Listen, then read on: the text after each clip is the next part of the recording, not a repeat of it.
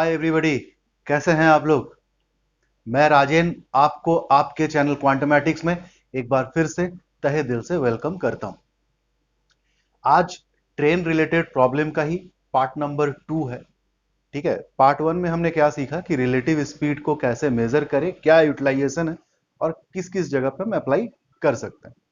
आज के पार्ट में मैं आपको यह बताऊंगा कि किस किस तरह के क्वेश्चन जनरेट हो सकते हैं इस चैप्टर में, और उन सारे टाइप्स ऑफ प्रॉब्लम को वन बाय वन सॉल्व करना भी सीखेंगे। सबसे पहले हम लोग डिस्कस करेंगे कि किस तरह के प्रॉब्लम बन सकते हैं। तो मैं कुछ चीजें आपके सामने लिख रहा हूं, उसके बाद में रीड करूंगा, आप ध्यान से देखो। तो जैसा कि मैंने कहा कि किस किस तरह के प्रॉब्लम बन सकते हैं ट्रेन में, पहले हम लोग वो देखेंगे, उसके बारे में चर्चा करेंगे। ठीक है, तो उस डिस्कशन की कड़ी में देखो मैंने दो हेडिंग बनाया है। पहला कि one is moving the other is station, और दूसरा हेडिंग मैंने बनाया कि बोथ आर मूविंग। बड़े ध्यान से देखना एक चीज कि मैंने वन मूविंग और अदर स्टेशन में मैंने क्या क्या रखा कि एक केस ये हो सकता है कि ट्रेन क्रॉसेस अ पोल और ए मैन स्टैंडिंग। यहां पे क्या है, एक ट्रेन किसी पोल को क्रॉस कर रहा है और या किसी मैन को क्रॉस कर रहा है जो मैन खड़ा है। इस केस में कैसे सवाल बनेंगे और कैसे उसको सॉल्व करेंगे, ये बात का बात है। पहले मैं आपके सामने ये रखना चाहता हूं, मैं बार बार रिपीट कर रहा हूं कि किस तरह के सवाल ट्रेन में बन सकते हैं, किस तरह के बेसिक सवाल बन सकते हैं। इसी कड़ी में अगला सवाल क्या हो सकता है, ट्रेन क्रॉसेस अ ब्रिज और प्लेटफॉर्म और टनल और अनदर स्टेशनरी ट्रेन। मतलब अब एक ट्रेन जो चल रहा है वो किसी ब्रिज को क्रॉस कर रहा है या किसी प्लेटफॉर्म को क्रॉस कर रहा है, ठीक है, या किसी टनल को क्रॉस कर रहा है या किसी ऐसी ट्रेन को क्रॉस कर रहा है जो ट्रेन खड़ा है, जो ट्रेन चल नहीं रही है। क्योंकि मैंने हेडिंग में ही पहले ही दिखाया, देखो कि एक ही चीज यहां पे मूव कर रही है, एक ही चीज यहां पे रन कर रही है, चल रही है। बाकी जो चीजें यहां पे लिए जाएगा वो स्टेशन है, खड़ा है। आगे आए अगर, यहां पे मैंने लिखा है कि बोथ आर मूविंग, तो यहां पे किस किस तरह के सवाल बन सकते हैं। देखो पहला, अ ट्रेन क्रॉसेस ए वॉकिंग मैन। यहां पे जैसे मैन खड़ा था, यहां पे मैन रन कर रहा है या चल रहा है। तो एक ट्रेन अगर किसी वॉकिंग मैन को क्रॉस करे तो सवाल बनेगा। और क्या होगा, अ train crosses another train completely. एक ट्रेन और एक ट्रेन को कंप्लीटली क्रॉस करेगा। तीसरा जो इस पे सवाल बन सकता है वो ऐसा है कि a train crosses the driver और passenger only of the other train. यहां पे क्या है, एक ट्रेन दूसरे ट्रेन को कंप्लीटली क्रॉस नहीं करेगा। कंप्लीटली क्रॉस तो सेकंड पॉइंट में मैंने लिखा है। यहां पे क्या होगा, एक ट्रेन दूसरे ट्रेन का या तो किसी पैसेंजर को या तो उसके ड्राइवर को क्रॉस करेगा, और इस पे सवाल बनेगा। तो आप यहां पे देखो क्या क्या पॉइंट समझने वाला है कि जब भी इस तरह का सवाल आएगा तो आपको सिर्फ स्पीड से मतलब है, बोलो हाँ या ना। क्यों? क्योंकि यहां पे एक ट्रेन हो चाहे बस हो, सिर्फ वो चल रहा है, दो मूविंग बॉडी तो चल ही नहीं रही है। मैंने पहले ही कहा था कि रिलेटिव स्पीड सिर्फ तब तब यूज करना है या होता है जब जब दो बॉडी मूव कर रहा हो। तो आप आओ यहां पे, समझो कि यहां पे दोनों बॉडी मूव कर रहे हो, चाहे एक ट्रेन के रेस्पेक्ट में दूसरा ट्रेन हो, एक ट्रेन के रेस्पेक्ट में एक मैन हो, मूव तो दोनों कर रहे हैं। यानी कि इस तरह के सवाल में ही हमें यूज करना पड़ेगा भाई, क्या, तो वो रिलेटिव स्पीड। बात समझ में आ रही है? तो मैं क्या कर रहा हूं, एक एक करके पहले मैं आपको कॉन्सेप्ट समझाता हूं। यानी कि आप देख सकते हैं कि बेसिकली 5 सवाल बन सकते हैं, इधर का 2 और इधर का 3। तो इन पांचों सवाल के एक एक कॉन्सेप्ट को मैंने इन जनरलाइज करके आपके सामने रखना है। अभी अभी मैं कोई एग्जांपल नहीं ले रहा हूं, ठीक है। बने रहना हमारे साथ, धीरे धीरे मैं कॉन्सेप्ट को समझाऊंगा, समझाने के बाद एक आध एग्जांपल करेंगे और बहुत खूबसूरती के साथ आप आज के टॉपिक को बहुत अच्छे से समझ जाएंगे, ट्रस्ट में। बढ़े आगे, चलिए। कॉन्सेप्ट से मतलब यह है कि सवाल भले ही किसी तरह का आए, मैं वन बाय वन इन चीजों को डिस्कस करूंगा आपके सामने। सपोज करिए मैं ये कह रहा हूं कि एक ट्रेन है, अभी मैं सवाल को लैंग्वेज में नहीं लिखूंगा। एक ट्रेन है जिसका लेंथ आपको दिया हुआ है, सपोज करिए x मीटर। क्लियर हो रहा है बात? एंड इसका स्पीड आपको दे रखा है क्या, u मीटर पर सेकेंड। तो मैं ये पूछना चाहता हूं कि ये ट्रेन जो है वो एक पोल को, क्लियर हो रहा है बात, चाहे ये कोई मैन है जो खड़ा है उसको पार करेगा, क्रॉस करेगा, तो टाइम कितना लेगा। मैं बार बार बोल रहा हूं, कॉन्सेप्ट है, आप समझो इस चीज को। मैं यहां पे टाइम का आर्ग्यूमेंट को गायब कर रहा हूं, टाइम निकालना है। हो सकता है किसी सवाल में ऐसा हो कि टाइम दिया हो, आपको स्पीड पूछ ले। टाइम और स्पीड दोनों दिया हो तो आपको लेंथ पूछ ले, इसी तरह से सवाल बनेंगे। तो अगर मैं ये कहूं, आप समझो इस बात को, मैंने क्या लिखा कि time taken by the train to cross the pole completely. मैंने यहां पे बात बोल रहा हूं कि इस पोल की जगह पे ये भी हो सकता है कि a man standing on the platform.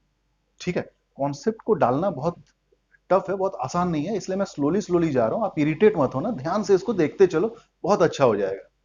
तो मेरा ये सवाल है, मैं फिर से रिपीट कर रहा हूं, एक ट्रेन के बारे में चर्चा है, उस ट्रेन का लेंथ दिया है एक्स मीटर, उसका स्पीड है यू मीटर पर सेकंड, और बोल रहा है कि प्लेटफॉर्म पे एक कोई पोल है या कोई आदमी खड़ा है, उसको पार करने में इस ट्रेन को कितना टाइम लगेगा। तो आप समझो इस बात को, अगर ये पोल है और ये ट्रेन है भाई, तो ये पार करना तभी कहा जाएगा जब ये ट्रेन पूरी तरह से इसको कंप्लीटली बाईपास कर जाए, यानी कि अपने लेंथ के बराबर का डिस्टेंस चल जाए। यहां पे ये पोल हो चाहे मैन हो, इसका लेंथ को नेग्लिजिबल माना जाता है, यानी कि अगर मीटर में है तो इसको 0 मीटर माना जाए। तो आप समझो इस बात को कि time is equal to what by, तो आप जानते हो कि time is distance by speed.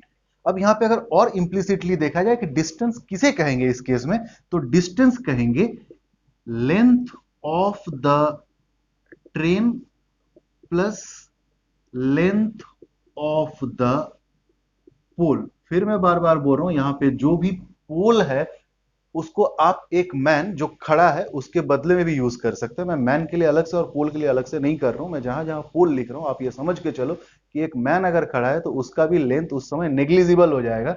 और नीचे क्या है, स्पीड। तो मैंने साफ साफ कहा क्योंकि यहाँ पे एक ही बॉडी मूव कर रही है तो सिर्फ स्पीड से मतलब है, रिलेटिव स्पीड से मतलब नहीं है।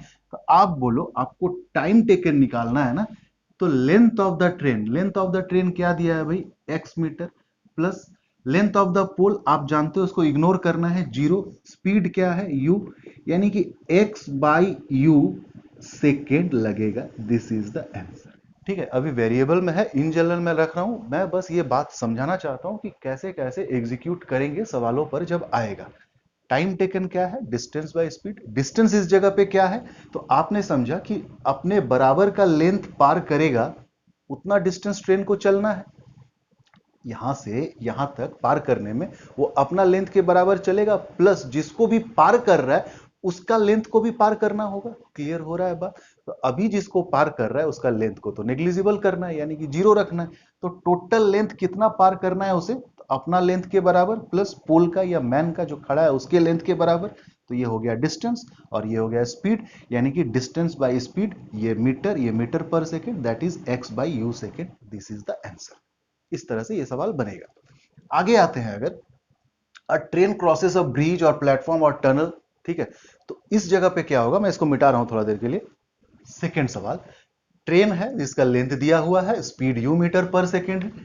अब एक ब्रिज हो चाहे प्लेटफॉर्म हो चाहे टनल हो, या एक जो ट्रेन है स्टैंडिंग है, खड़ा है प्लेटफॉर्म पे, ठीक है, किसी ट्रैक पे, उसको पार करना है, तो उसका लेंथ देगा, बोलो हाँ या ना। तो अब इसका लेंथ मैं मान लेता हूं कि वाई मीटर दिया हुआ है। अब मैं चाहता हूं कि टाइम टेकन निकालना, कि कितना समय लेगा ये ट्रेन इस स्पीड से, सपोज कर लेते हैं कि किसी ब्रिज को पार करने में। ठीक है, तो अब आप बोलो, अगर ये ब्रिज है और ये ट्रेन है, तो ये ट्रेन पार तब करेगा ना, अभी अभी मैंने समझाया आपको कि अपने बराबर का लेंथ चलेगा प्लस इस ब्रिज के बराबर का लेंथ पार करेगा। तो ये डिस्टेंस कितना मेजर करेगा, length of the train plus length of the bridge, अगर यहां पे मैं ब्रिज का ही केस ले लेता हूं, divided by the speed. Train का लेंथ क्या दिया हुआ है, एक्स मीटर, ब्रिज का लेंथ क्या दिया हुआ है, वाई मीटर, स्पीड क्या है, यू मीटर पर सेकेंड। यही आंसर होगा मेरे भाई। क्लियर हो रहा है बात? अब आगे आते हैं, इसका जो सेकेंड टाइप था उसका जो 3 सवाल था उसको कैसे कैसे हम एग्जीक्यूट कर सकते हैं। अभी मैं फिर बोल रहा हूं कि मैंने सवाल नहीं रखा है, बस मैं कॉन्सेप्ट आपको समझाना चाहता हूं, फिर धीरे धीरे सवालों के साथ आगे बढ़ेंगे। आई होप यहां तक आपको समझ में आया होगा। बढ़े आगे, चलिए। तो अब देखो, जो सेकेंड टाइप के सवाल तीन बन सकते थे उसको मैंने लिख दिया कि बोथ आर मूविंग। तो तीन क्या क्या सवाल थे भाई? ए ट्रेन क्रॉसेस ए वॉकिंग और running man, a train crosses another train completely, a train crosses the driver और पैसेंजर ऑफ अनदर ट्रेन। ठीक है, हड़बड़ाना मत, इन चीजों को बहुत इत्मीनान से सीखना, क्योंकि काफी बार मैंने देखा है कि ये बेसिक कॉन्सेप्ट ही बच्चों के पास नहीं रहता है और वो ट्रेन के डायरेक्ट एग्जाम्पल से करना शुरू करते हैं, और इसीलिए आगे चल करके जैसे ही उनके पास कुछ एक कॉम्प्लिकेटेड सवाल आते हैं, कॉम्प्लेक्स सवाल आते हैं, वो लड़खड़ाने लगते हैं। यकीन मानो, आज के क्लास को अटेंड करने के बाद ट्रेन रिलेटेड 80% सवाल में आपको और किसी हेल्प का कभी जरूरत ही नहीं पड़ेगा। आते हैं, वन बाय वन स्टार्ट करते हैं। अब इस केस के लिए मैं ये मान लेता हूं, एक ट्रेन है जिसका लेंथ सपोज करिए दिया है एक्स मीटर, और ये किस स्पीड से चलता है भाई? तो आप बोलोगे यू मीटर पर सेकेंड, पहला एग्जांपल। और ये एक वॉकिंग और रनिंग मैन को पार कर रहा है। तो जहां तक रहा मैन का बात, तो लेंथ को तो हम नेग्लिजिबल कर देंगे, जीरो कर देंगे, बट मैन का भी अपना एक स्पीड होगा ना, वो रन कर रहा है। अभी उससे पहले वाले केस में क्या था? खड़ा था, तो उसका अपना कोई स्पीड नहीं था। तो अब मान लेते हैं पी मीटर पर सेकेंड। क्लियर हो रहा है बात? और जहां रहा कि ये दो स्पीड अब काम करने लगेगा, तो मुझे क्या करना है? उसका रिलेटिव स्पीड से काम लेना है। अब अगर मैं रिलेटिव स्पीड से काम लूंगा, तो दो केसेस हो सकता है ना, कि बोथ आर रनिंग इन या मूविंग इन सेम डायरेक्शन, या सेकंड क्या हो सकता है कि दोनों ऑपोजिट डायरेक्शन में चल रहे हैं। बोलो हाँ या ना? एक ट्रेन और वो मैन सेम डायरेक्शन में चल रहा है। दूसरा केस मैंने क्या लिया? ट्रेन और मैन ऑपोजिट डायरेक्शन में चल रहे हैं। अभी भी सवाल वही है, बात को समझो, मैं लिख नहीं रहा हूं उतना ज्यादा, कि मेरा सवाल क्या है कि टाइम टेकन क्या होगा उस ट्रेन को, उस वॉकिंग मैन को क्रॉस करने में। क्लियर हो रहा है बात? तो वहां पे एक पॉइंट दिया रहेगा कि both are moving in same direction. तो आप बोलो, अगर सेम डायरेक्शन में है तो टाइम टेकन लेंथ के बराबर टोटल डिस्टेंस होगा। लेंथ किसका? ट्रेन का, एक्स, मैन का zero, relative speed same direction में अगर है तो आपने देखा u माइनस वी, इतना सेकेंड। बोलो हाँ या ना? इसको फॉर्मूला बना के रटना नहीं है, बस बातों को समझो। और जहां रहा ऑपोजिट डायरेक्शन, तो इस केस में टाइम टेकन क्या होगा भाई? ट्रेन का लेंथ और मैन का लेंथ, ये हो गया डिस्टेंस। ऑपोजिट डायरेक्शन में है तो रिलेटिव स्पीड क्या होगा? u plus B. बोलो हाँ या? यानी कि यहां पे इतना सेकेंड इज योर आंसर। अब आप अगर इसको लैंग्विस्टिक तरीके से समझना चाहें तो इस तरह से कह सकते हैं कि ट्रेन उस मैन को जो सेम डायरेक्शन में चल रहा है पार करने में इतना सेकेंड लेगा, या वो ट्रेन मैन को जो ऑपोजिट डायरेक्शन में चल रहा है उसको पार करने में इतना सेकेंड लेगा। क्लियर हो रहा है बात? बढ़े आगे। यहां पे देखो, अगला जो पॉइंट है उसमें लिखा हुआ है कि a train crosses another train completely. यहां पे दो ट्रेन है। एक ट्रेन सपोज करो ट्रेन ए, जिसका लेंथ दिया हुआ होगा एक्स मीटर और उसका अपना स्पीड दिया होगा यू मीटर पर सेकेंड। अगला ट्रेन है, सपोज करिए ट्रेन बी, इसका अपना लेंथ होगा सपोज करिए वाई मीटर, और स्पीड क्या है? वी मीटर पर सेकेंड। फिर वही बात कि अगर दो स्पीड काम कर रहा है, यानी कि रिलेटिव स्पीड से हेल्प लेना होगा, और सवाल क्या होगा कि ट्रेन ए ट्रेन बी को कितना समय लेगा कंप्लीटली बाईपास कर जाने में, कंप्लीटली क्रॉस कर जाने में।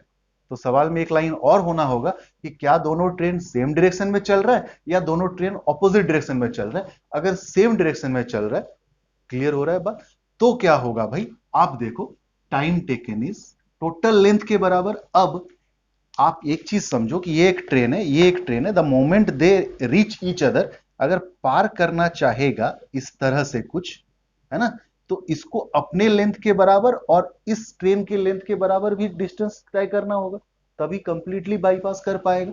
तो दोनों ट्रेन का लेंथ यानी कि x plus Y divided by same direction में चल रहा है, तो रिलेटिव स्पीड क्या होगा हमारी? u माइनस v, इतना सेकेंड। और अगर यही ऑपोजिट डायरेक्शन में चल रहा हो तो टाइम टेकन क्या होगा? x plus Y by U plus V. बोलो हाँ या ना? इतना second is the answer. I hope बातें धीरे धीरे क्लियर हो रही है आपके पास। बट अभी का सवाल कोई कॉम्प्लेक्सिटी नहीं रखा है अपने पास। आप एक चीज यहां पे समझना बहुत जरूरी है कि मैं किस कॉन्टेक्स्ट को बात कर रहा हूं। मान लो एक ट्रेन यहां पे है और एक ट्रेन यहां पे, अलग अलग ट्रैक पे। मैं पास करने का जो बात कर रहा हूं तो वो तब से पास करने का टाइम काउंट हो रहा है। जरा ध्यान देना कि the moment that both train reach each other, यहां पे पहुंचा, और ये जो टाइम आपका कैलकुलेट होके आया है वो टाइम है जो एक दूसरे को रीच करने के बाद, मतलब मीट करने के बाद पार करने में लगने वाला है। मैं उस पूरे समय को काउंट नहीं कर रहा हूं। मान लो एक ट्रेन दिल्ली में, एक ट्रेन पटना में, ये दिल्ली से छूटा, ये पटना से छूटा। ये कंप्लीट आने के बाद इसको बाईपास करने में जो टाइम लग रहा है, मुझे इसका कैलकुलेशन नहीं करना है अभी। मुझे कैलकुलेशन उस टाइम टेकन का करना है कि ये दिल्ली से छूटा, ये पटना से छूटा, जब ये दोनों एक दूसरे को मीट कर रहा है, मीट करने के बाद का कितना टाइम टेकन है एक दूसरे को क्रॉस करने में। सिर्फ इसका कैलकुलेशन अभी हम लोग कर रहे हैं। आएगा अगर उस तरह का सवाल तो हम उस तरह के सवाल को भी डील करना सीखेंगे। अभी मेरा टारगेट ही यही, आज दूसरा क्लास है सिर्फ ट्रेन का, कि बेसिक चीजों को समझे बस। ठीक है, बढ़े आगे। आइए, एक चंक ऑफ टाइप और छूट गया, इसको डिस्कस कर लेते हैं बहुत अच्छे ढंग से। इसको लिखते हैं थोड़ा सा, ठीक है। थर्ड पॉइंट को समझाता हूं। अगर मैं मान लो मैं कह रहा हूं कि एक गुड्स ट्रेन है जीटी, जिसका लेंथ सपोज करिए दिया हुआ है x मीटर, और ये जो स्पीड से चल रहा है वो है u मीटर। एक और ट्रेन है पैसेंजर ट्रेन पीटी, इसका जो लेंथ है वो मान लो y मीटर है, और इसका जो अपना स्पीड है वो सपोज कर लो v मीटर पर सेकेंड है। इतना सारा बात दिया हुआ है, ठीक है। अब सपोज करो, इसको भी नीचे मैं लिखूंगा। कह रहा है सवाल इस तरह से भी कर सकता है, यही बेसिक चीज हमसे छूट जाता है, ठीक है। तो मैं बहुत स्क्रैच से जा रहा हूं। ये आप पे डिपेंड करता है कि आप बोर हो रहे हो कि आप सीखने के लिए बैठे हो। अगर आप बोर नहीं हो रहे हो ना, तो चैलेंज है मेरा कि ट्रेन का कोई भी सवाल आपको हरा नहीं पाएगा। बहुत इत्मीनान से पढ़ो अब सवालों को। मैंने पहला सवाल लिखा है कि find the time taken by the passenger train to completely cross the driver of the goods train. यहां पे आपसे पूछ रहा है कि पैसेंजर ट्रेन गुड्स ट्रेन को नहीं, बल्कि गुड्स ट्रेन का ड्राइवर को, एक सिंगल पर्सन को पास करने में कितना टाइम लेगा।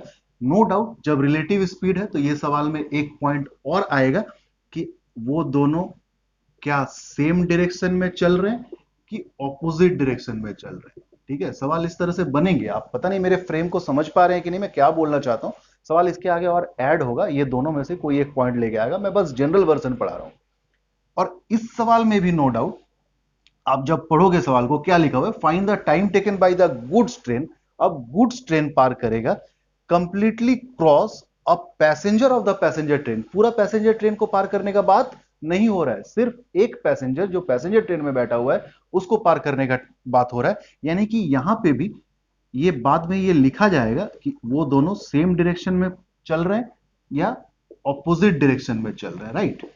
अब बात को समझो, इस क्वेश्चन को करना अगर हम शुरू, find the time taken by the passenger train to completely cross the driver of the goods train. अब मैं एक एग्जांपल में ही ले लेता हूं कि सेम डायरेक्शन में चल रहा है, सपोज करो। तो आपसे क्या पूछ रहा है कि एक पैसेंजर ट्रेन है, ठीक है, completely crosses the driver of the goods train. यहां पे गुड्स ट्रेन है, तो पैसेंजर ट्रेन कंप्लीटली क्रॉस करेगा पूरे गुड्स ट्रेन को नहीं, बल्कि गुड्स ट्रेन में बैठे हुए किसी एक सिंगल पर्सन को। मतलब ये सवाल इस तरह का सवाल नहीं बन गया जो इससे पहले था कि एक ट्रेन एक मूविंग पर्सन को क्रॉस कर रहा है बस। क्योंकि यहां पे गुड्स ट्रेन का पूरा लेंथ तो मेजर नहीं करना है ना।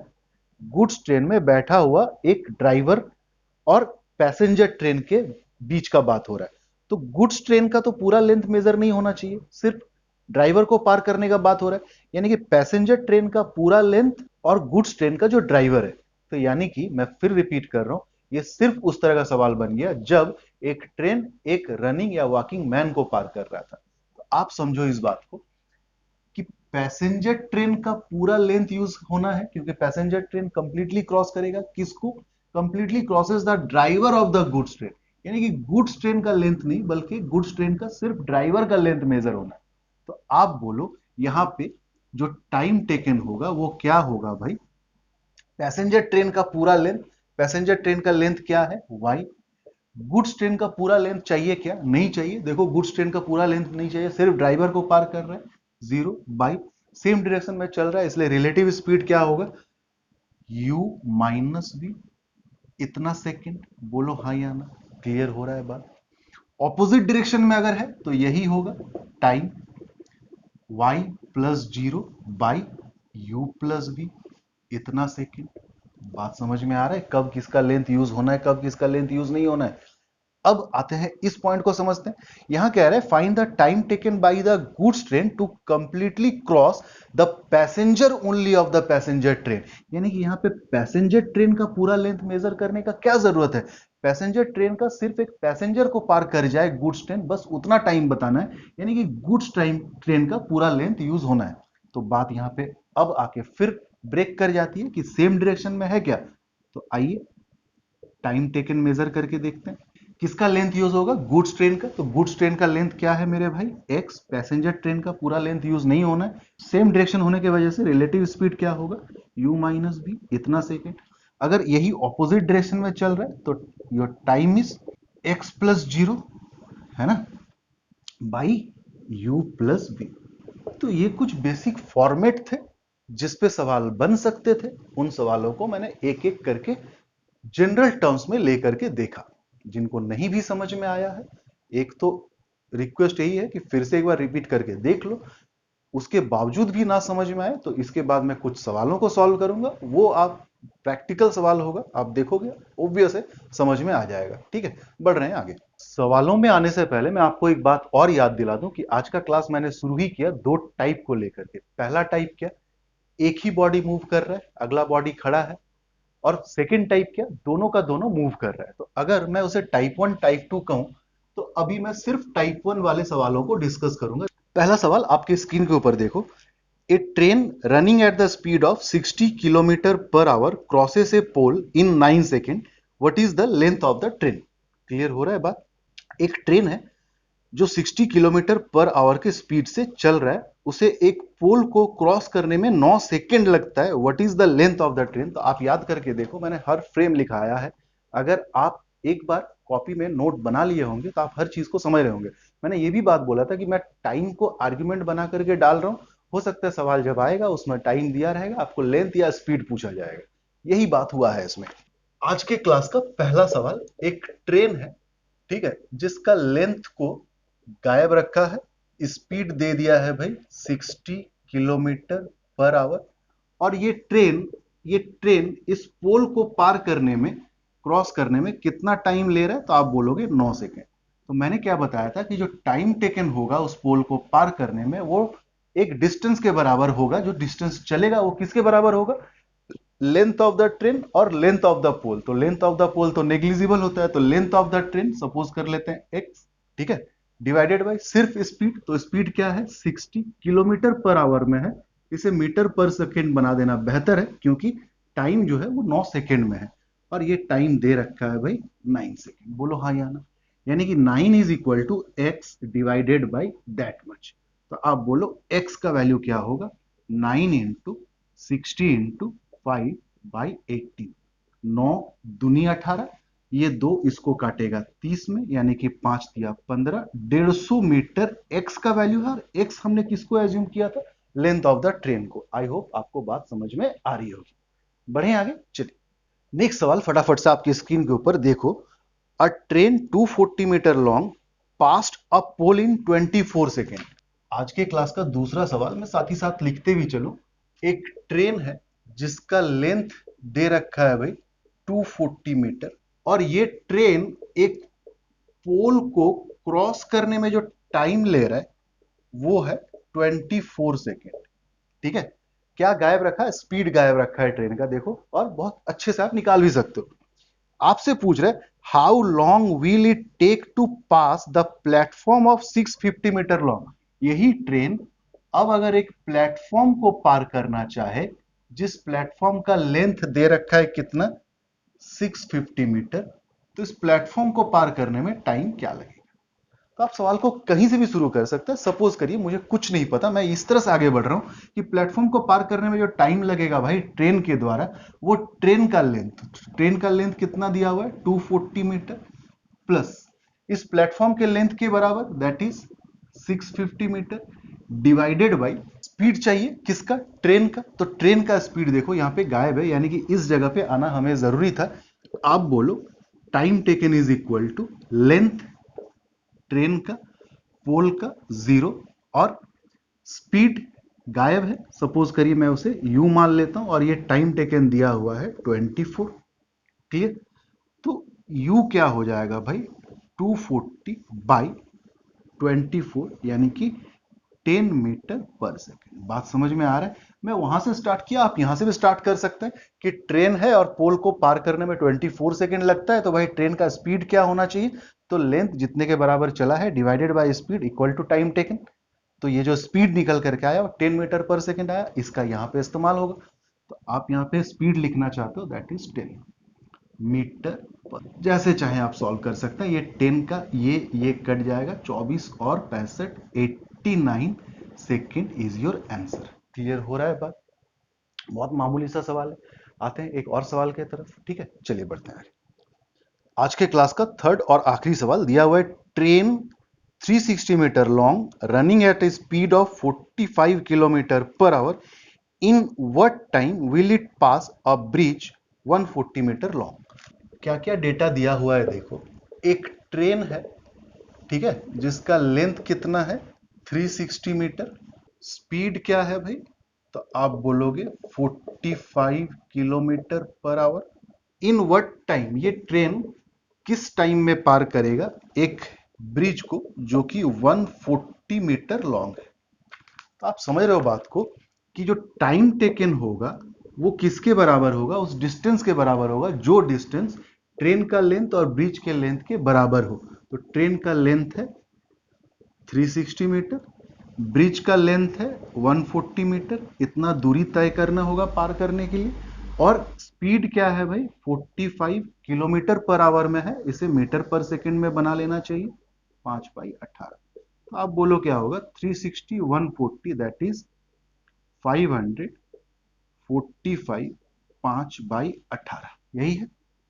तो आप बोलो इसे अगर मैं लिखूं टू 18/45 इंटू 5, 5 इसको काटेगा 100 में, है ना, 9 5 9 2 5 20, 20 दूनी 40, यानी कि 40 सेकेंड लगेगा भाई उस ब्रिज को पार करने में। यही आंसर है।